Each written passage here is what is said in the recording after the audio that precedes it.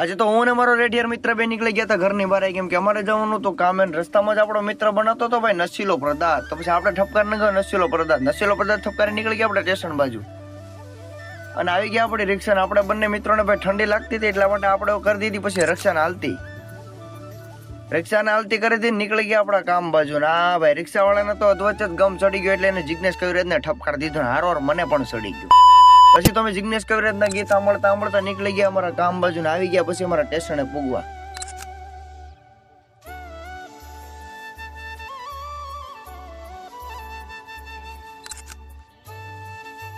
પછી અમે સ્ટેશને પૈસા આપી દીધા. રિક્ષા વાળા નીકળી ગયો મેરડીમાના દર્શન કરવાના. આપણા મિત્રોએ પછી વારાફરતી કરી લીધા મેરડીમાના દર્શન ને પછી આપણો પણ નંબર આવી ગયો દર્શન કરવાનો. પછી તો હું મેરડીમાના દર્શન કરીને નીકળી ગયો તો મારા પાછા કામ બાજુ. તો રસ્તામાં મળી ગયા હતા ડોશીમાં. તો મારાથી થાય એટલી મદદ મેં કરી નાખી હતી. એટલું બધું ટ્રાફિક તો મેં ક્યારેય વિચારી નતો કર્યો. હાલવાની પણ તકલીફ પડતી હતી ભાઈ.